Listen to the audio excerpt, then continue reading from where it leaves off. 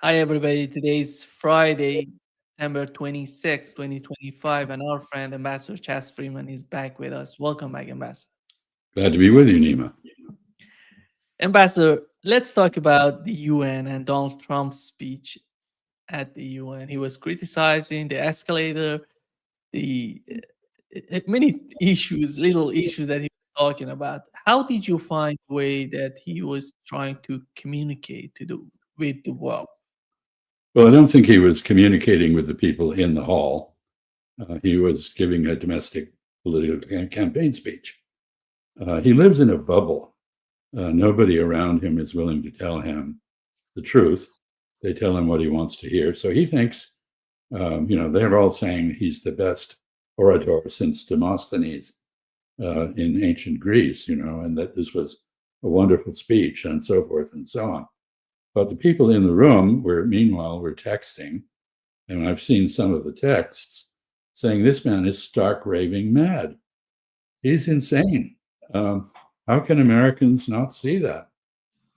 His base in the United States believes a lot of the stuff that he said, which is almost without exception erroneous, full of errors, incorrect. And I don't think he wins any plaudits at all for doing things like describing climate change as a con job, confidence man's game. The contrast with Xi Jinping of China could not be starker. China has just announced a reduction plan for global gas emissions. It's not enough to save us all from global warming, but it is the first time anybody's really done that. So people complain about it as inadequate, but it's something. Meanwhile, Trump and the United States are merely going ahead with fossil fuel development and doing nothing about climate change, which he denies exists. I think the only appearance that was more uncongenial than his, and at least people sat and listened silently to his talk. Everybody walked out on Netanyahu today. And he basically got up and threatened to bomb and murder everybody in the region, boasted about overturning regimes, assassinating senior officials. He said, I killed the prime minister of Yemen, and so forth and so on. So this is a really weird time at the United Nations and in the world in general, I'm afraid. Yeah, he was literally bragging about how capable Israel was in terms of assassinating the other leaders in Iran, in Yemen, in Well, Lebanon. he basically confirms everybody's increasing consensus that Israel is an entirely evil enterprise with no morality at all, certainly nothing resembling Jewish morality.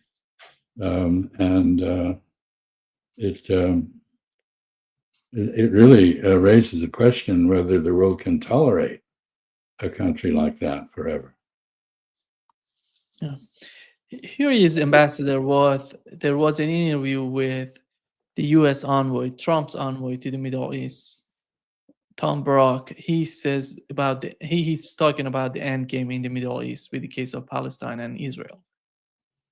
I was hoping you weren't going to ask that because I don't know. I don't think anybody knows. Look, the end game, when we say peace, it's an illusion. There's never been peace. There will probably never be peace because everybody's fighting for legitimacy. The end result is somebody wants dominance, which means somebody has to submit. In that part of the world, submit, there's no Arabic word for submit. They can't wrap their head around submit. So eventually, prosperity is the only answer. Yeah. He's basically describing Israel, which wants everyone in the region to submit to it. It's, of course, absurd to say that there's never been peace in the Middle East. There was a long peace in the Middle East, for example, under the Ottoman Empire, which was a society that enabled various religious and ethnic groups to live side by side in peace. That was shattered by European colonialism, followed by the collapse of the Ottoman Empire and the emergence of Turkish nationalism, the murder of large numbers of Armenians, the Greek war with the Turks, and so forth. And in the Holy Land, the arrival of ethnic nationalist Jews from Eastern Europe under the Zionist banner. So I think Mr. Barak's sense of history is pretty limited. And it is, I think, also terribly unfortunate if the representative of the United States to the region has no vision for peace. But let me make one other point, and that is we've just seen 80% of the world's countries recognize a Palestinian state that exists only as a fiction. The beneficiary of this is not the Palestinian people, but the Palestinian Authority, Mahmoud Abbas and company. And that authority is now widely regarded by Palestinians as corrupt, illegitimate. It is not the product of an election. Hamas won the last election in Palestine, not Fatah, which is the basis of the Palestinian Authority. That is a quisling regime. It is a regime which is a collaborator with the occupation in Palestine, and the world has just recognized that. So before those who hope for Palestinian self-determination express any joy at what has just happened, we should realize that the world has basically empowered an illegitimate collaborator with the occupation to continue collaborating.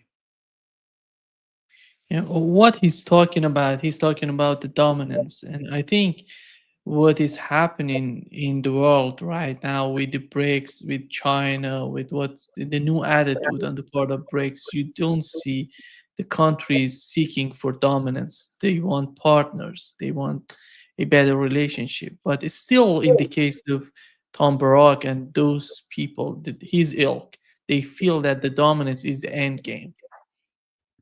Yeah, I think that's correct. And that reflects the instincts of the President Trump. I mean, he's just demanded Bagram Air Base, which he imagines was built by the United States. Actually, it was built by the Soviet Union during its occupation of Afghanistan. He wants that so that he can carry out attacks on and collect intelligence on everybody from China to Russia to Iran to Pakistan and so forth. That's dominance. And Mr. Barak is absolutely incorrect. There is an Arab proverb, I've forgotten the Arabic, but I remember the English, which says, "Kiss the hand you cannot bite." In other words, if you have to make up and flatter and be a sycophant in order to serve your own interests, do it.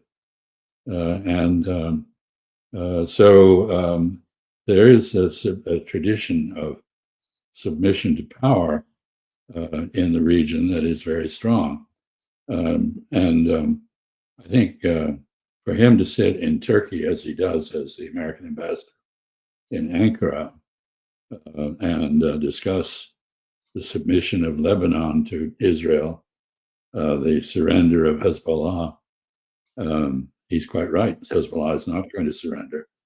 It's not going to submit. Syria has basically submitted. Ahmed al-Shara, or al-Julani, as he used to be called when he was an avowed al-Qaeda leader, has openly said that Syria fears Israel and wants to cooperate with it. And it's done absolutely nothing about Israeli occupation of parts of Syria. and the beginnings of an annexation. Netanyahu had said that withdrawal from the area that they've occupied, the Israelis have occupied in Syria, that idea is a joke. He has no intention of doing it. And yet, the West has embraced Ashara as the legitimate leader of Syria. Meanwhile, in Syria, his followers, the Qaeda and other members of his entourage, are busily murdering Alawites and Druze and other groups, Christians who are not in sync with their Salafist vision of Islam. So this is not a pretty picture, but to talk about submission is probably quite accurate. To say that there's no word in Arabic for it, is obviously completely wrong. It's clear that Ansar Allah, the Houthis, don't understand how to submit. That is very clear. And they have not submitted. And while Netanyahu was boasting of how many regimes he'd toppled and the damage he'd done to Ansar Allah and so forth, Ansar Allah struck Eilat with a missile that wounded 20 Israelis. Nobody killed, I believe. But they're not giving up the fight, and I don't think anyone else is going to. Actually, Muslim means to submit to God. Of course. No, I remember very well a conversation with the head of the World Muslim League in Jeddah when there was an incident in Algeria of diversion of funds that the World Muslim League had provided. They were supposed to be used to build a mosque, and they were instead used to buy weapons from the Irish Republican Army, the IRA. So I went to see him, and I asked him what sort of auditing they did of their gifts, and he explained to me that in Arab culture, this is quite true. If you give a gift, you should not track how it is used. Otherwise, it's not a gift. So that is, but then I asked him precisely on the point you mentioned about Muslim meaning someone who submits to God. Islam does mean submission. And so I asked him who was the best Muslim he'd ever met. And he said it was a Jew, that he was a really godly man who regulated his life entirely with regard to the precepts of the Judeo-Christian Islamic tradition. So yes, that's correct, and a useful point to make. Ambassador, you've mentioned the case of Lebanon, and Tom Brock believes that the main goal for Lebanon would be to arm the government to fight their own people. We are not arming them to fight us. We are arming them to fight their own people. With what has happened, when you look at al-Jolani coming to the UN, and the people in Lebanon are seeing what is going on, what is happening in Syria, do you think that they're going to go in the same trap? And they're going No, I don't. I mean, Lebanon is both Syria and Lebanon are very complex societies with multiple religious and ethnic divisions in them. Lebanon was originally established by the French, taken out of Greater Syria, Sham it's called in Arabic, and conceived as a Christian-ruled enclave, because at that time the demographics of Lebanon were such that was a plausible way to manage things in that part of Greater Syria. But of course, demographics have changed. Lebanon is now very much a majority Shia society. Christians are a relatively smaller minority, and Sunnis are a minority. So the confessional politics that the French conceived and which have governed Lebanon really don't work anymore. And in this context, talking about the Lebanese army as being capable of controlling Lebanon is a pipe dream. Hezbollah represents the vast majority of the Shiite population, not all of them, and it has a legitimacy that can't be denied. So when Barak and the American government go into Lebanon and say, "Well, you must disarm Hezbollah and then arm the Lebanese army," the Lebanese army has never defended Lebanon against Israel, which is its principal challenge. It did not defend Lebanon against Syria when Syria occupied Lebanon, as it did for some time under Hafez al-Assad, the father of Bashar al-Assad. So this is all very unrealistic, and it aligns the United States with the minority in Lebanon rather than the majority, and therefore it probably is not sustainable, even if it could be achieved. I don't know, in the history of the UN, we have a case like what we have with al-Jilani al-Shara of Syria. And he's literally part of one of the leaders of Al-Qaeda right now. The way that they're welcoming him in the United States at the UN, it's somehow amazing, Ambassador. And when even we had General Petraeus, just the way that he's trying to picture al-Jilani and his regime somehow is a new democracy growing in Syria. And here is what he said. It's amazing to watch what's going on with the case of Jilani. You personally, how are you holding up under all this pressure? Are you getting time to do some thinking? Are you getting enough sleep at night? Again, I've been there, and it is so very, very hard. And your many fans, and I am one of them, we do have worries. Yeah, the second part. Very, very heartening and illuminating. Your vision is powerful and clear. Your demeanor itself is very impressive as well. And so, again, on behalf of all here and all those that are watching virtually and so forth, we thank you for sharing your vision today. We wish you strength and wisdom in the difficult work ahead. We obviously hope for your success, inshallah, because at the end of the day, your success is our success. Yeah. So I think we have to remember the background here. And General Petraeus is obviously part of that background. And that is in 2011, when in southern Syria, a revolt financed by Gulf Arab states broke out, and the Assad government responded very stupidly with an excessive use of force, and this set off an orgy of civil strife in Syria.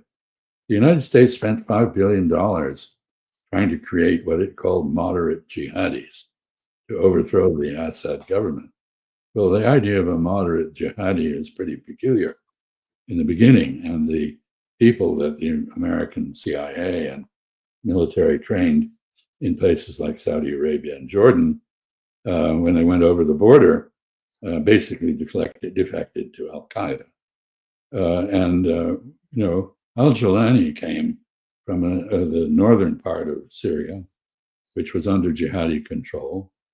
And he had the backing of Israel and Turkey and the United States against the Assad government, which was backed by the Russians and Iran. In the end, he was able to take Damascus and drive Bashar al-Assad out. But there's no question that he was guilty of beheading people, that he was indeed emblematic of the worst practices of Salafi Islam. And to now call him a Democrat, because he says he is quite remarkable. I mean, people can, of course, repent of their sins and turn over a new page in their lives. That is not impossible. But the evidence on the ground does not support the suggestion that this is an incipient democracy, or that it is tolerant, or that it is in fact in effective control of Syrian territory, or that it has produced an integrated government. I believe the Kurds are still outside the framework of the Syrian armed forces. And the Israelis are busily conniving with the Druze population and the Kurds to dismember Syria. And here is al-Shara being honored as the savior of Syria in New York. Quite remarkable, as you said. I think, you know, a lot of what has happened in Syria was the product of the first instance, the government of Qatar, the government of Saudi Arabia, egged on by Bandar bin Sultan, the son of the former defense minister and a fighter pilot with a very aggressive approach to regime change in the region. So the United States was complicit in all of this. And I suppose, therefore, we shouldn't be so surprised that people who actually were complicit in it, like General Petraeus, now come forward and pronounce and attempt to beatify, sanctify this former jihadi. I know there's, you know, jihadi, I shouldn't use that word because it's not necessarily a bad word, but an Islamist, a political Islamist of the Salafi variety, very cruel, just as cruel as Israel is to Palestinians. They have been equally cruel to anyone who wasn't of their particular religious persuasion.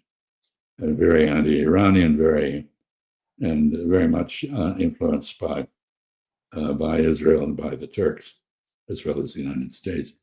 So this is a complex mess, and you know, to just wipe it all out and give al-Shara accolades is extraordinary. Yeah.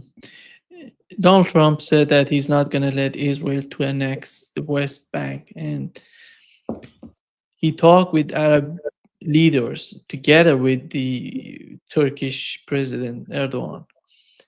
And just hours ago, he said this. He's optimistic about reaching a deal in the Middle East. Here is what he said.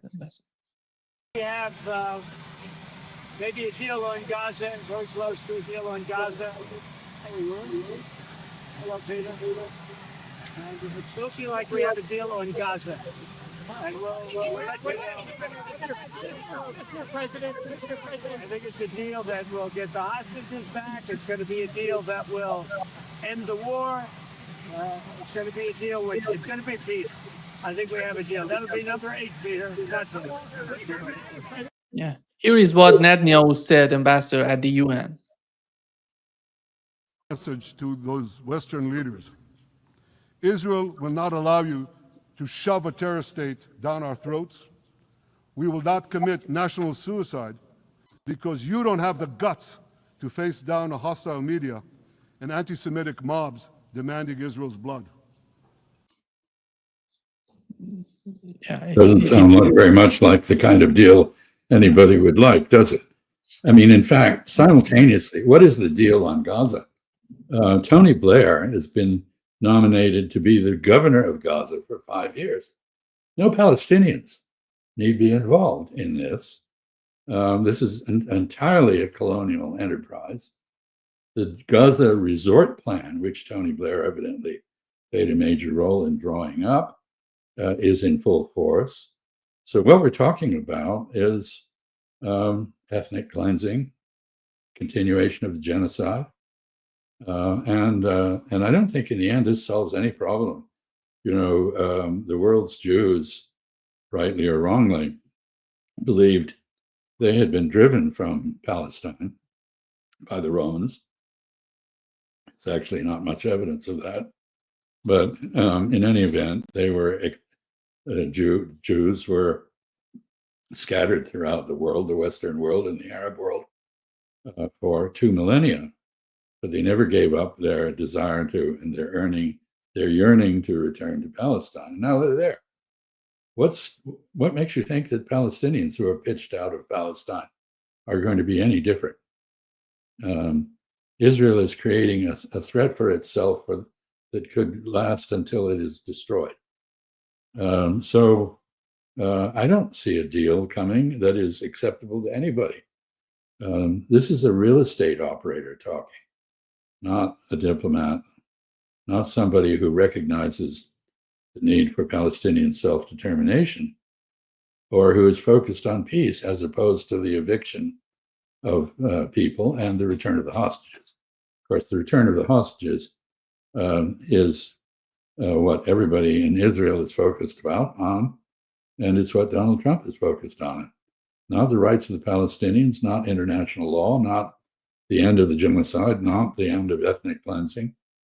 And when he says he's going to prevent Israel from annexing the West Bank, I think we have to take that with a large boulder of salt, because we've heard presidents say things like that before. George W. Bush said he was going to prevent Israel from going into Jenin, the Palestinian refugee camp in Palestine, on the West Bank. And the Israelis basically paid no attention to it and went ahead and did what they want. I think Netanyahu fully intends to go forward with the annexation of the West Bank. He's not really being effectively deterred either by countries like the United Arab Emirates, where anonymous UAE officials are saying, well, even if he did that, that wouldn't result in a break in diplomatic relations with Israel. Well, then what is the basis for the Abraham Accords? They were supposed to suspend settlement activity and expansion by Israel pending a settlement of the Palestinian self-determination issue. Israel has ignored all of that. So I don't see any basis for optimism, frankly, at this point. I wish I were wrong. We had the head of Iranian National Security Council. He said that with the case of IAEA, he said that the European countries, they offered to withdraw, snap back, if Iran cooperated with IAEA. Iran accepted, tried to negotiate. Russia came with a plan proposing that 6-month snapback delay, that they're going to make the negotiations even more viable for the future. Then Iran accepted the suggestion of Russia.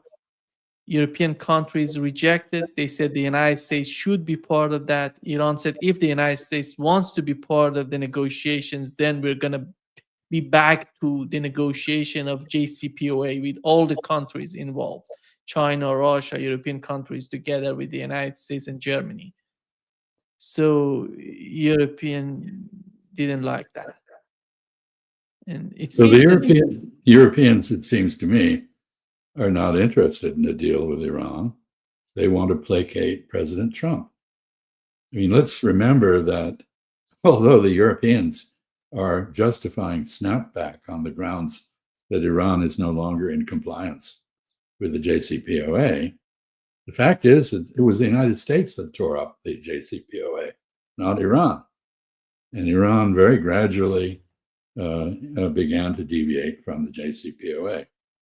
And so I think actually the much more significant development, Nima, in the case of Iran is that, as I have predicted, maximum pressure policies, the same policies that drove North Korea to develop an ICBM that could strike New York and Washington, have been reflected in Iranian development of an ICBM. Apparently, there was an ICBM tested just about a week ago by Iran.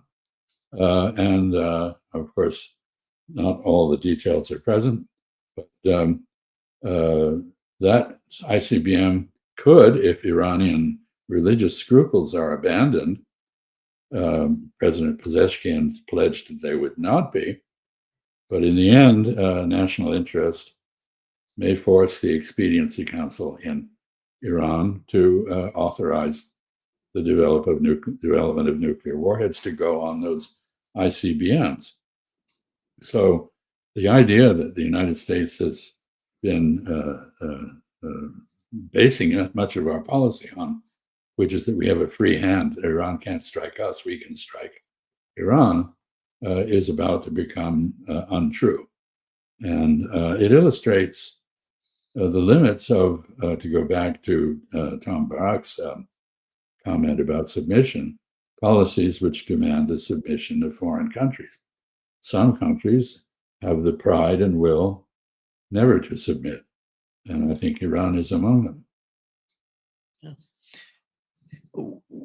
Do you, Ambassador, do you believe that after all, the United States would force Iran in that direction? Because I don't see any sort of outcome. They're trying to do everything. When you look at the new government in Iran, they're trying to negotiate with Europeans, with Russia, China, and somehow behind the scene, they're not talking about it, but behind the scene, they're talking with the United States as well. But you don't see that much of advance. They're not getting forward. They're not moving. No, there's no real response. I mean, you mentioned the Russians attempting to assist. And basically what I understand they offered was that they would take custody of the 60% enriched uranium and process it into fuel. So it would no longer be at a level which could easily be turned into weapons. That was a very constructive suggestion. Iran accepted it, apparently, and yet nothing happened. So the question is, what is all this about? First of all, there's still no evidence that Iran has, in fact, made a decision to build a nuclear weapon. President Pezeshkian said that it hasn't and it won't. I don't know why he should be less credible than Prime Minister Netanyahu on this subject. Israel clandestinely developed a nuclear capability, and it has, I think, some people say 90 or 100 warheads stored in Israel. The Iranians have just published a lot of information about the operation of the system at Dimona, which produced these warheads. So they clearly know a great deal and will probably act on it when Israel attacks them again, which Israel is clearly intending to do. So there is no peace. Peace is peace. People talk about peace, and they imagine a very idealistic situation that probably only exists in paradise. But what peace is a stable order that is sufficiently acceptable to anyone with the capacity to overthrow it, that they don't try to overthrow it. That's peace. So it has to have an element of justice in it to be viable. And the demands that are being levied on countries in West Asia, Syria, Lebanon, the Palestinians, Iran, by Israel and the United States are simply not just. They are unfair, and it's not surprising that they stimulate resistance rather than acceptance, in my view. We had, during the election, we've learned how the people were unhappy with the Democratic Party, with their decision, because vis-a-vis their vision vis-a-vis Israel was somehow problematic for those people, the left wing part of the Democratic Party. They were not happy with those decisions. We see the same thing is growing within the base of Donald Trump. And these people are not happy with the case of Netanyahu and how Netanyahu is capable to do whatever he wants to get to do with the United States and gets whatever he wants to get from the United States. And here is what Tucker Carlson said about Netanyahu and his power. And I don't own the country, but I'm a shareholder in the country. I'm an American, and you can't use my country like some kind of disposable product. Like, you just can't. I mean, Bibi's running around. This is a fact. I'm not guessing about this because I talked to people he said it to, is running around the Middle East, his region, and his own country, and telling people point blank, just stating it, I control the United States. I control Donald Trump. He's saying that. And again, I'm not guessing at all. That's a fact. And I dare them to say that's not true, because it is true and they know it's true. So I'm an American. How do you think it makes me feel? Even if I didn't vote for Trump, which I did vote, I campaigned for Trump, but even if it was Joe Biden, I'm an American. You can't treat, it's too humiliating. I can't handle that. And I shouldn't have to put up with that. This is a country of 9 million people. I'm not even attacking the country. I'm attacking my leaders who are allowing my nation of 350 million people to be forced into doing things that are bad for me and my children because of some other country. Like, that is a violation of the most basic arrangement we have with our leaders, which is represent us, please, at least most of the time, and they're not. Yeah, you get the tone. And Yeah, no, I actually, this is nothing new. I can recall. I'll just tell you a story.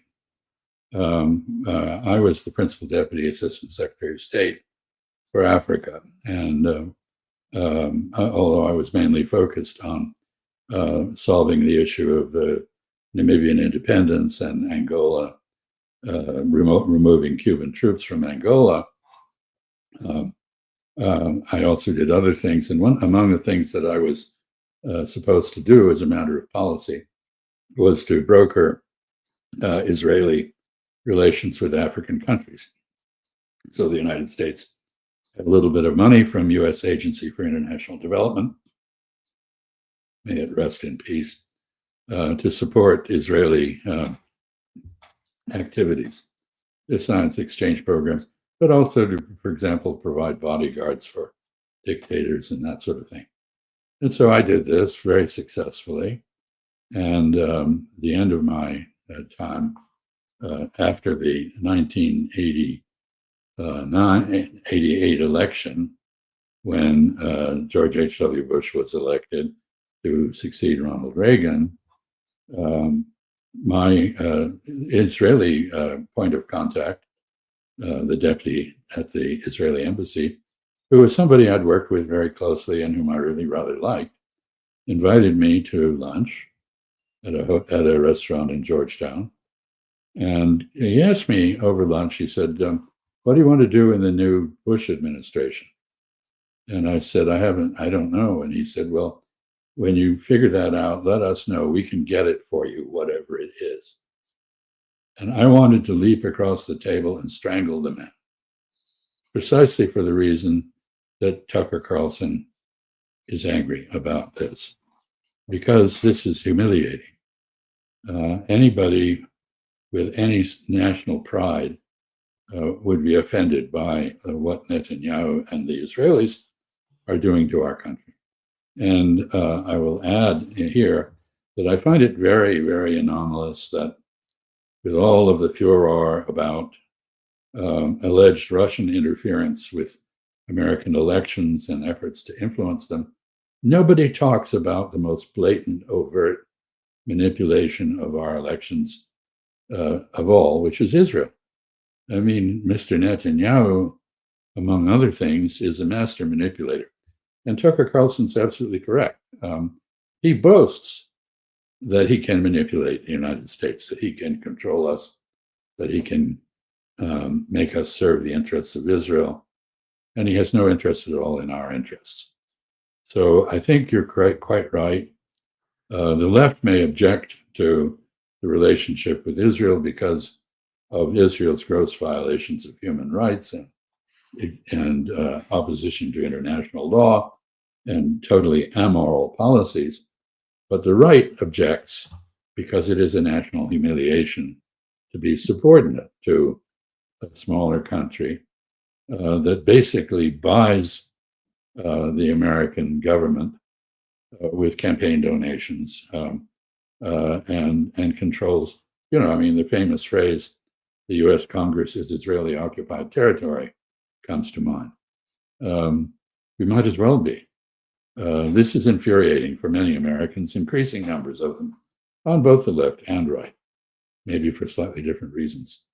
But Israel is losing the support of the United States, which it can't afford to do. Netanyahu he began by making the issue of relations with Israel, which had always been bipartisan, a partisan issue, so that Republicans favor the relationship, Democrats oppose it. We're now at a point where only 6 to 8% of Democrats approve of the relationship with Israel. And something short of a majority of Republicans still do. But that group is shrinking for the very reasons that Tucker Carlson enunciated. So I think you're quite right. And I don't know why it is a rational policy for Israel to do this. And I'll just end by saying, there are two precedents that Israelis ought to be conscious of. There were two Christian kingdoms established in Palestine during the Middle Ages by the Crusaders. And they lasted less than 100 years each because they forfeited the support of the outside powers that had propped them up. Well, Israel is forfeiting the support of the United States, which has propped it up and protected it diplomatically at the United Nations, armed it to the teeth, not only enabled its misdeeds, but now actively participated in them. So this could be fatal for Israel, really, and I don't understand why Israelis would applaud that, but apparently some do. Ambassador, we had a report on Washington Post, on the Washington Post reporting that Pete Hegseth, he has an urgent meeting with hundreds of generals and admirals. And when you see such a meeting and this big, this important, inviting everybody to go there, do you think that is the major issue would be the case of Venezuela or the case of Russia or even the case of the Middle East? I don't think this is a foreign policy issue. I think it's a domestic political issue. And the only precedent I'm aware of for anything like this happening is most unfortunate, and that is in 1934, the German High Command, German defense minister, assembled all of the German generals in much the same way that Pete Hegseth proposes to do. And the purpose was for them to sign an oath of personal loyalty to Adolf Hitler, to the Führer, as opposed to the oath that they had originally signed on to, which was to the Weimar Republic. So this may have something to do with loyalty, which is the main theme of the Trump administration. That is to say, they're not interested, apparently, in competence as in appointments. They do dismiss people they regard as contradicting the views of the president. Maybe this is just a warning to all of the flag officers, those of brigadier generals and rear admirals, lower half, who are the bottom rank of the flag officers, as well as the 4 stars. Maybe this is just a meeting to read them the riot act about loyalty to President Trump. But I don't think there's any evidence this has anything to do with Venezuela or Cuba or Russia or Ukraine or Iran or Israel or Palestine or anything. I think it has, or China. I think it has to do with domestic politics and the insecurities that both President Trump and his defense secretary evidence. They're very unsure of themselves, and they demand a level of obedience and refraining from criticism that is unprecedented. And here, I would just say that, if you tell We just had an example in the intelligence community. The American intelligence community has produced occasional reports on long-range forecasts of what was happening in world affairs, and these then become the basis for their evaluating the impact of different scenarios and different policies that the United States might adopt. These have been very, very useful. In the more recent cases, they've actually gone out and conferred with foreign countries, including the Chinese, the Russians, and others, to get their vision of what is happening in the world. So this has been a very useful exercise. Tulsi Gabbard just canceled it. Why? Because the predictions about the future involve things like climate change, which are politically incorrect in the Trump administration to even consider. So basically, the government is being told, the reality that you must address is the one that's in Donald Trump's head, not the one you can see with your own eyes. This is very dangerous. So I don't know what Mr. Higgs has plans at this meeting in Virginia, but I fear it's something along the lines that I mentioned. It's domestic political allegiance swearing. In the case of Ukraine, Ambassador, we had drone attacks in Europe, in Denmark, something so strange. We haven't seen anything like that before. And it shows how the situation is fragile. And they may have some sort of false flag operation. It could happen in London. It could happen in any other countries, any other country. But looking at Donald Trump, he had a meeting with Erdogan. He was trying to saying he's a good man. He's so powerful in Turkey. But the only thing that we have with him, he has to stop buying Russian oil. Do you think that Donald Trump is somehow, does he really want to put an end to the conflict in Ukraine? Before going to your comment, here is what J.D. Vance said about the latest mindset on the part of the administration. The reality on the ground. And the reality on the ground is that, number one, we have engaged in incredibly good faith negotiations with both the Russians and the Ukrainians. And I believe the president is growing incredibly impatient with the Russians right now because he doesn't feel like they're putting enough on the table to end the war. That's number one. Number two, the president has grown very confident that this war is bad for Russia. You hear me say this all the time. You hear the president say this all the time. The war is bad for Russia. It's bad for Ukraine. It's bad for America. We want the killing to stop. That remains the president's position. But the president also can look at reality on the ground. He sees the economic numbers that are coming out of Eastern Europe. He sees the number of dead people, both Russians and Ukrainians, that are happening in that war. And the president is telling Vladimir Putin it is time to stop the killing. He would say that to Zelensky. In fact, has said that to Zelensky. He wants this war to end, and he's doing everything that he can to stop it. But look, if the Russians refuse to negotiate in good faith, I think it's going to be very, very bad for their country. That's what the president made clear. It's not a shift in position. It's an acknowledgement of the reality on the ground. We're going to keep on fighting for peace every single day in the Trump administration.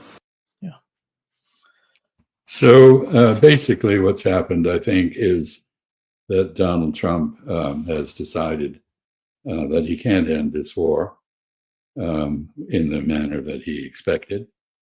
And it's going to go on. And he's turned it over to the Europeans. And he's said now publicly, now that it's a European war, the United States is not in it, it's possible for Ukraine to recover all the territory it lost, which is absurd. He basically is setting up the Europeans to be blamed for the failure of Ukraine to regain territory. And I don't think, talking about stopping the killing and so forth is all very well. But, people have purposes in wars.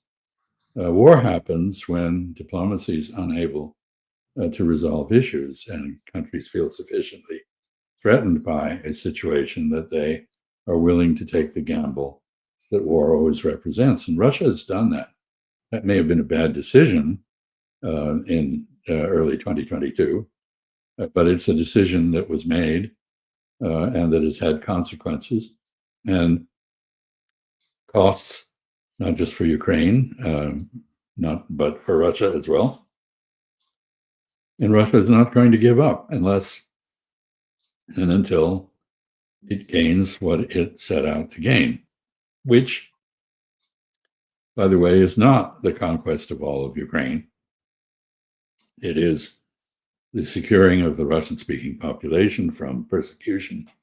It is a neutral Ukraine that does not harbor foreign forces hostile to Russia on its territory. And it is also, if they can manage this, a broader discussion with Europeans about a peace in Europe. And remember my definition of peace, a situation that is sufficiently satisfactory to everyone that they don't want to take the risk of upsetting it. These are the objectives, and they've always been the objectives. And ignoring those factors gets you nowhere. And that's why we have gotten nowhere in the discussions with the Russians. That's my interpretation of what is happening.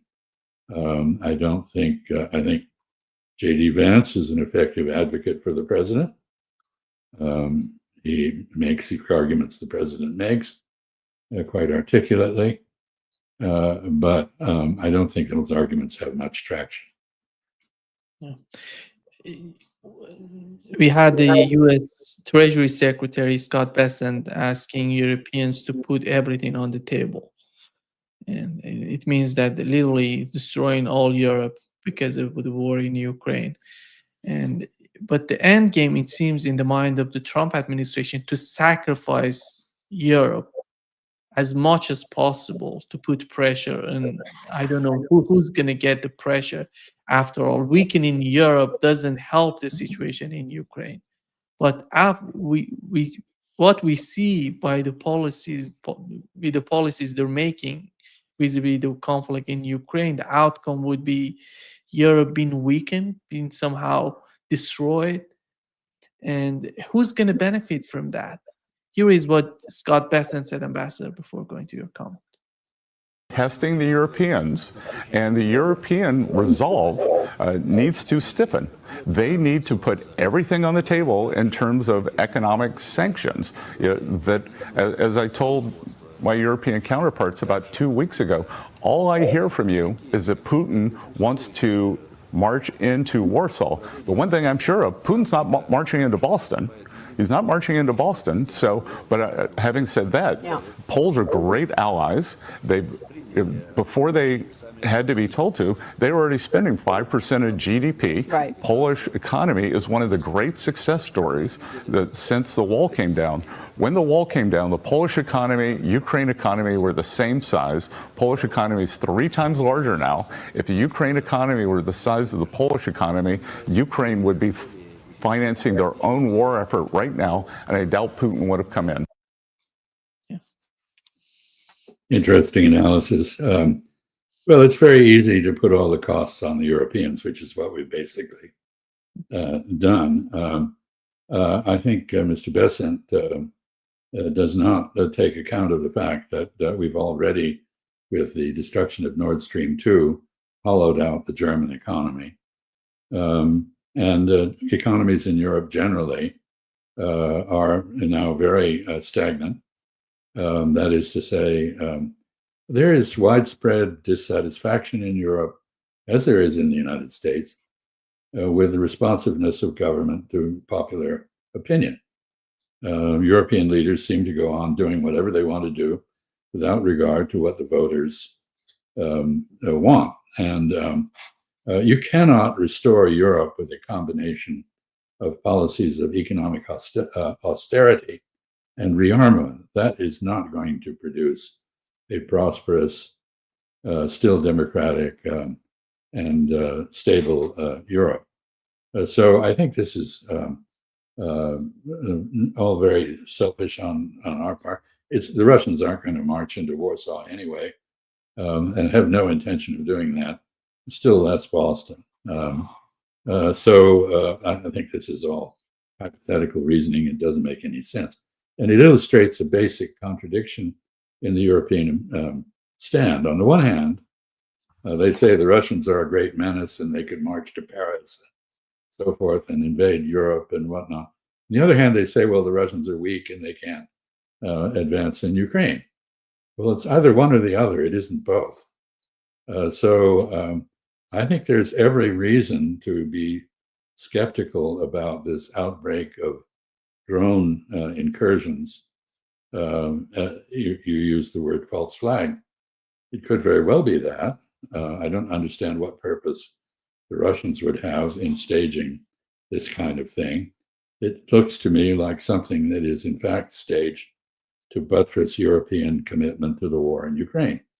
That war is not going in favor of Ukraine or in favor of European long-term interests.